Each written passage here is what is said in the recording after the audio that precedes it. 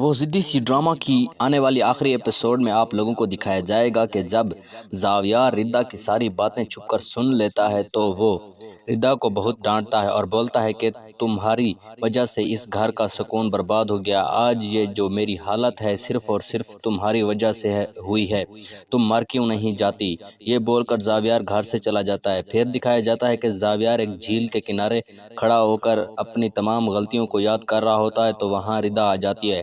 ردا زاویار سے معافی مانگتی ہے مگر زاویار کا غصہ بھی ٹھنڈا نہیں ہوا ہوتا اور وہ معافی کے وہاں سے چلا جاتا ہے۔ پھر دکھایا جائے گا کہ امرین اپنے بھائی کے ساتھ باتیں کر رہی ہوتی ہے کہ میں جسے اپنا سائبان سمجھتی تھی وہ مجھے دھوکے کے سوا اور کچھ نہیں دیا اس نے۔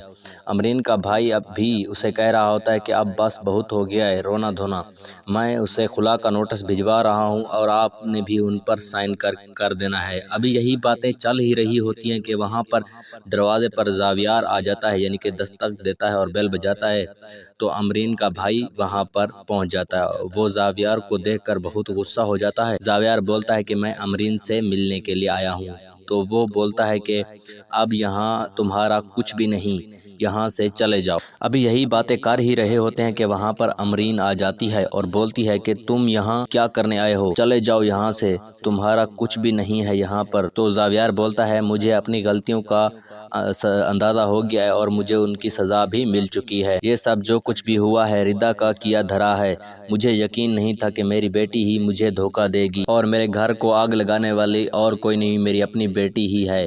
مجھے اب سب کچھ پتہ چل چکا ہے، پلیز مجھے معاف کر دو۔ تو امرین بولتی ہے ساری زندگی میں تمہیں اپنا خیر خواہ سمجھتی رہی مگر تم نے مجھ پر اعتبار تک نہیں کیا، اب یہاں مجھ سے معافی کی امید رکھتے ہو؟ چلے جاؤ یہاں سے۔ یہ بات کہہ کر امرین جو ہے نا دروازے کو بند کر دیتی ہے تو زاویار وہاں سے چلا جاتا ہے۔ پھر دکھایا جائے گا کہ ردا نے زاویار کی باتوں کو دل پر لگا لیا ہوتا ہے۔ زاویار نے اسے کہا تھا کہ تم مر کیوں نہیں جاتی؟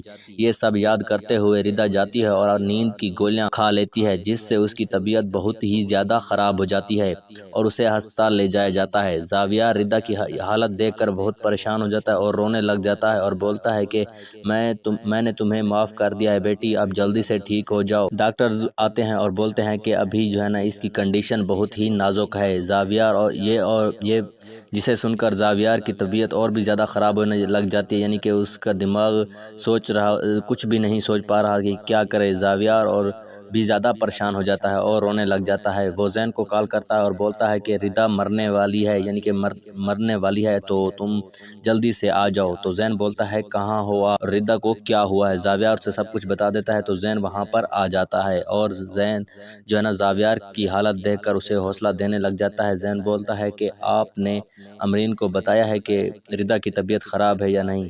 تو زاویار بولتا ہے تو میری جو ہے وہ شکل نہیں دیکھنا چاہتی، تو تم اسے کال کرو شاید وہ آج تمہارے کہنے پر آ جائے۔